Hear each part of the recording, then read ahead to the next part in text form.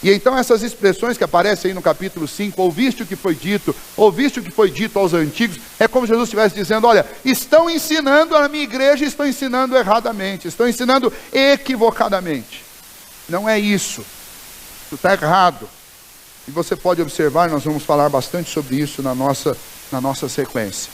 Jesus então não veio anular a lei, mas ele veio cumpri-la de todas as formas possíveis e imagináveis. Mas não só isso, também há uma outra questão importante que esse texto nos mostra, que segundo o que Mateus nos registra, Jesus apresenta a respeito desta lei, que esta lei é uma lei que existe, é uma lei real, que deve ser observada e que deve ser cumprida pelo povo de Deus. Os discípulos de Jesus deveriam perceber que, embora não dependessem do cumprimento cabal da lei para a sua salvação, porque Cristo é o cumprimento da lei para cada um de nós, ainda assim os discípulos do Senhor Jesus deviam entender que esta lei é fundamental para que nós possamos agradar o nosso Deus, especialmente por gratidão a Ele, mas essa lei também é importante porque esta lei vai determinar o meu lugar na eternidade.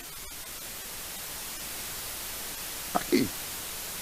Esse texto mostra isso. Quando nós olhamos especialmente para este assunto, nós podemos olhar que Cristo honrou a lei de todo o seu coração, com todo o seu esforço, com todo o seu ministério. E o cumprimento da lei, que diz respeito a si próprio, ele não ficou exigindo que as outras pessoas cumprissem, mas ele veio e cumpriu a lei. Este cumprimento trouxe vida para aqueles que não tinham, para nós. E agora, o nosso dever, a nossa obrigação é obedecer essa lei e cumprir esta lei, capacitados por Cristo Jesus. Porque a nossa posição no reino de Deus, no reino vindouro, no reino dos céus, dependerá do nosso respeito e da nossa honra à lei de Deus. Um dos pecados cometidos por nós calvinistas é o pecado de achar que uma vez que a nossa salvação, ela é graciosa, ela depende única e exclusivamente da obra redentora de Cristo Jesus, nós nos tornamos relaxados com o cumprimento da lei. Nós nos tornamos relaxados com o conhecimento a respeito da lei de Deus. E não é isso que o próprio Senhor Jesus nos ensinou. Jesus nos ensinou a honrar essa lei, conhecê-la profundamente e fazer dela o nosso modelo de vida. Porque se somos imitadores de Cristo e Cristo cumpriu todos os itens da lei, portanto nós devemos fazer o que para imitar Jesus? Nós deveríamos ter essa lei do Senhor em mais alta estima e honrá-la. Aplicando isso à nossa conduta aqui diária, como é que nós podemos ser bons cidadãos brasileiros se o nosso país tem 1.780.000 leis e nós não damos conta nem de conhecer as 613 das Escrituras?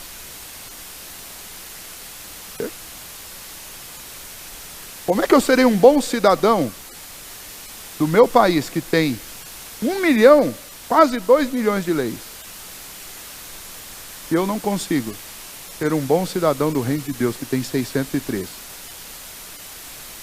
613 que se resumem em 2 mandamentos.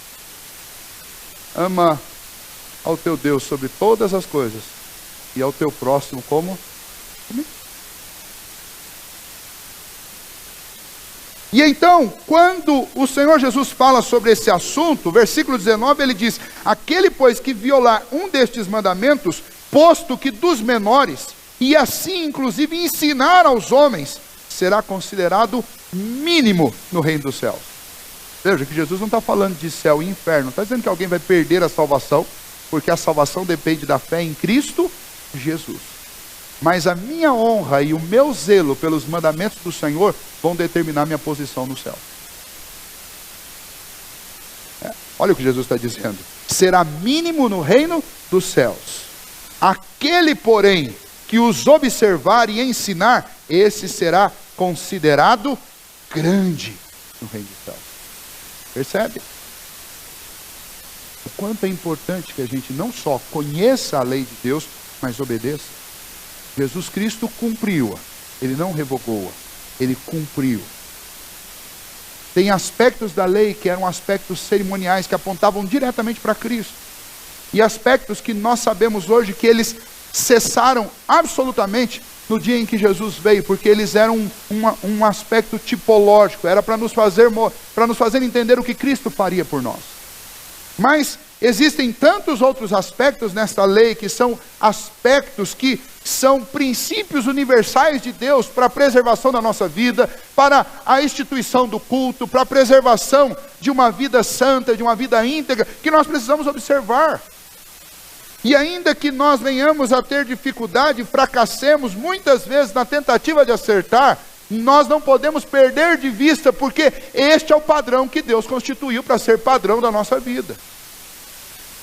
E então isso naturalmente vai nos levar a uma vida de intimidade com o Senhor e uma vida de dependência profunda de Deus, porque nós vamos tentar e vamos sentir dificuldade, e no meio dessa dificuldade nós precisamos lembrar que nós temos um Redentor vivo nos céus.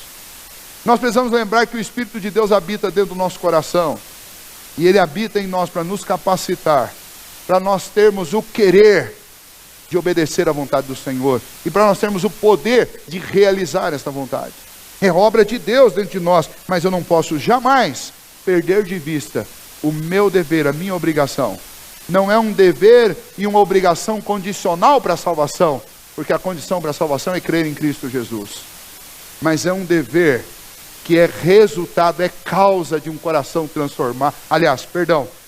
É um resultado natural, é consequência de um coração transformado, não causa.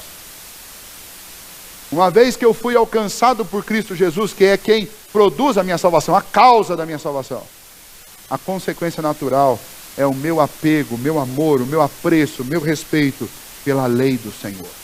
E é interessante, então, caminhando para a conclusão disso que estamos vendo, que o Senhor Jesus aponta a importância disso, e no versículo 20 ele diz: porque vos digo que, se a vossa justiça não excederem muito a dos escribas e fariseus, jamais entrareis no reino dos céus. O que Jesus está dizendo?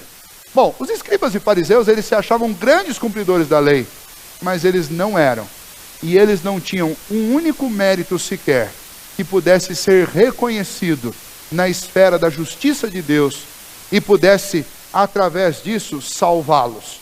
Ou seja, por mais criteriosos e rigorosos que esses escribas e fariseus eram, eles estavam perdidos. E então Jesus chega para aquele povo que ele chamou de bem-aventurado, que disse: olha, vocês são os felizardos, e disse: a justiça de vocês, ela precisa exceder a dos escribas e fariseus. O que Jesus queria dizer com essa expressão? Bom, a ideia em primeiro lugar é lembrar, Jesus estava dizendo isso para quem? Jesus estava dizendo isso para um grupo de pessoas que ele chamou de bem-aventuradas, porque elas se sentiam pobres, porque elas não tinham nenhum bem espiritual. Portanto, elas chegaram humildemente diante do Senhor Jesus, dizendo: olha, nós somos pobres de espírito. E Jesus disse: vocês são bem-aventurados por isso, porque vocês já entenderam que vocês não têm moeda de troca. Essas pessoas foram chamadas de bem-aventuradas porque elas estavam chorando o seu pecado, a sua tristeza, estavam chorando a sua condição de pecadores diante do Senhor, e o Senhor disse: vocês são bem-aventurados, porque vocês entenderam qual é a realidade de vocês, e vocês vieram clamar no lugar certo, que é aos pés do Senhor Jesus. A justiça que excede a justiça, porque os escribas e fariseus eram criteriosos, e eu duvido que alguém depois deles conseguiu ser tão rigoroso, tão radical e criterioso como eles eram. E então Jesus disse: vocês precisam ir além. E aquele povo era o povo decadente que dizia: a gente não consegue chegar nem perto, como que a gente precisa ir além? É óbvio que Jesus não está falando da justiça que eles podiam obter com as suas próprias ações. O que Jesus está dizendo é que eles precisavam da justiça que só Cristo podia oferecer. Esta é a justiça que vai muito além, infinitamente além da justiça dos escribas e fariseus. Então o que Jesus estava dizendo: olha, se vocês não estiverem buscando, bebendo, se alimentando da minha justiça, vocês não vão ver o reino dos céus. Porque a justiça de vocês tem que ser maior do que a deles. Porque a deles, que é considerada por todos vocês grande, é insuficiente para nós, para a Trindade, para o Pai. Se vocês não excederem, vocês não vão. E é por isso que eles precisavam da justiça de Cristo, para que eles fossem salvos. Outro aspecto do que Jesus está dizendo é que, uma vez que vocês são estes bem-aventurados que buscaram justiça em Cristo. Vocês têm subsídios para cumprir a lei de uma forma diferente dos escribas e fariseus. Eles não conseguiam cumprir nem os aspectos externos da lei. Mas alguém que tem o Espírito Santo dentro de si, alguém que foi lavado e redimido pelo sangue de Cristo Jesus, alguém que teve os olhos abertos pela ação do Espírito Santo de plantar fé dentro do coração, é óbvio que tem muito mais chance de obedecer, e obedecer não apenas externamente, mas obedecer internamente aquilo que a palavra de Deus ensina. E então Jesus está dizendo que a nossa obediência e observação da lei precisa ser melhor do que aquela que os escribas e fariseus realizavam. Só os cristãos verdadeiros podem fazer isso. Isso não tem a ver com rigor externo, isso tem a ver com rigor interno. É o conserto produzido pelo Espírito Santo de Deus na nossa alma. É o crescimento do novo homem que se refaz em pleno conhecimento do Senhor para uma nova vida. É pensar nas coisas lá do alto. É falar das coisas lá do alto. É viver hoje como se você já estivesse no céu. É disso que esse texto está falando. É isso que Jesus está dizendo. Jesus está dizendo, eu estou aparelhando vocês para vocês irem muito além dos escribas e fariseus. Jesus não está dizendo que a gente não ia tropeçar, porque o resto do Novo Testamento inteiro diz que se porventura alguém pecar, nós temos um advogado junto ao Pai, Jesus Cristo, o justo. Mas o que Jesus está dizendo é que nós temos um aparelho, que é o Espírito Santo dentro de nós, uma nova criatura, constituindo uma nova criatura que nos capacita a praticar atos de justiça reais, verdadeiros, que tem como raiz a base que nós temos do Evangelho e da ação de Cristo Jesus pelas nossas vidas. Portanto, o que Jesus está dizendo sobre a lei e sobre a nossa relação com ela é que nós, em primeiro lugar, nós desfrutamos dos resultados do cumprimento de Cristo Jesus a respeito desta lei, e por isso recebemos justiça e somos justificados diante de Deus pelo cumprimento de Cristo. Cristo não veio revogar a lei, mas ele veio cumpri-la. O que Jesus está dizendo neste texto para cada um de nós nesta noite é que nós devemos ter zelo, amor, apreço e nos dedicarmos a conhecer estas leis e obedecê-las, porque isso classificará a nossa posição no céu. Jesus disse, são palavras dele. E terceiro, este texto nos ensina que como cristãos, transformados e regenerados pelo Espírito do Senhor, nós temos muito mais chance de cumprir do que uma pessoa que simplesmente tenta obedecer sem contar com a ação do Espírito, sem se render e sem depender de Cristo Jesus. Por mais rigorosa e por mais radical que esta pessoa seja. Por último, o que Jesus está dizendo é que sem esta justiça de Cristo, sem essa justiça que procede dele, que excede a dos escribas e fariseus, nenhum de nós entra no céu. Portanto, nessa noite, você, como eu, que somos pessoas treinadas num país com uma dificuldade imensa de obedecer e de cumprir leis, nós todos precisamos do cumprimento de Jesus Cristo, da lei que veio do céu, da lei de Deus.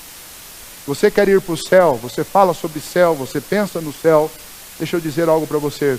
Por melhor pessoa que você seja, a não ser que você se renda aos pés de Cristo Jesus e reconheça que Ele é verdadeiramente Deus e que o que Ele fez naquela cruz foi por você, e você não depende de denominação ou de religião para ir para o céu, mas você depende sim de crer em Jesus Cristo e reconhecer que Ele é seu Salvador e que você é um pecador.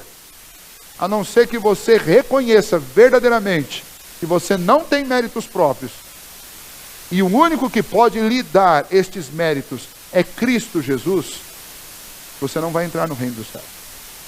Então nessa noite você veio aqui, o Senhor te trouxe aqui para ouvir isso. Você precisa de Cristo, porque tudo que você tem feito até hoje não é suficiente diante de Deus para que você seja salvo. Lembra dos escribas e fariseus, eles não conseguiram, você também não consegue, porque todos nós somos pecadores. Mas o Senhor Jesus trouxe você aqui nessa noite para dizer que Ele tem uma vida nova para você. Uma vida onde a sua relação com a lei vai ser diferente. Porque Ele vai plantar dentro de você o Espírito Santo dEle. E esse Espírito vai te ajudar, não só a entender a lei do Senhor, mas vai te ajudar também a obedecê-la. Muito mais do que os escribas e fariseus conseguiram. E a todos nós que já estamos na igreja há muitos anos, este é o momento de nós nos perguntarmos: como vai a minha relação com a lei de Deus depois de tantos anos servindo ao Senhor Jesus, conhecendo o Evangelho? Eu já conheço estas 613 leis. Eu tenho me esforçado por obedecê-las, e isso significa fazer guerra contra a minha natureza pecaminosa. Eu tenho buscado do Senhor auxílio, força, para poder obedecer essas leis. Como está a minha vida? Como está o meu coração? Como está o meu empenho para obedecer? Será que eu estou esperando chegar no céu e receber um palácio? Quando na realidade o que eu tenho feito nesta vida é minimizar, ignorar e às vezes até ensinar equivocadamente a lei de Deus. E a palavra de Deus diz que lá no reino do Senhor eu vou ser mínimo, por causa da minha falta de respeito e honra à sua lei. Nenhum de nós quer o que é mínimo, a gente sempre quer mais. Eu ouvi uma expressão uma vez, uma pessoa dizendo assim: ah, pastor, se eu tiver uma cabaninha lá no céu já está bom demais. Realmente ir para o céu é algo que nenhum de nós merece. Estar lá é infinitamente melhor do que estar aqui. Mas o Senhor nos criou com uma natureza que deseja melhorar, deseja aprender, deseja crescer. Isso é santo. Deus fez o homem assim, com desejo de crescer, de melhor, de ser melhor, de executar, de trabalhar. Essa natureza que Deus nos deu. Será que Deus olha para nós e fica contente com a gente simplesmente achando: olha, está tudo muito bom, essa coisa, já frequentei escola dominical já há 20 anos, agora não preciso ir mais, eu vou no culto à noite lá uma vez por semana, tá bom. Será que Deus se satisfaz? Não, viu, essa coisa de ficar procurando detalhe na Bíblia, isso é complicado demais. Esse negócio de ler a Bíblia em um ano é coisa para o pastor lá e o pessoal lá que está correndo atrás. Eu não, eu já estou com 30, 40 anos de igreja, já fiz minha parte. Você fica realmente contente com isso? Eu acredito que não. Porque eu sei que o sangue que corre na veia de vocês tem o mesmo calor do sangue que corre na minha veia e na veia de todos os filhos de Deus. E todos nós, pela nossa própria natureza, queremos melhorar. Nós almejamos o céu por quê? Porque no céu nós seremos melhores, sem pecado, sem defeito. Então é justo que o Senhor nos anime e nos encoraje, dizendo que lá no céu nós teremos posições diferentes. Quanto mais zelosos com a sua lei, melhor será a nossa posição no céu.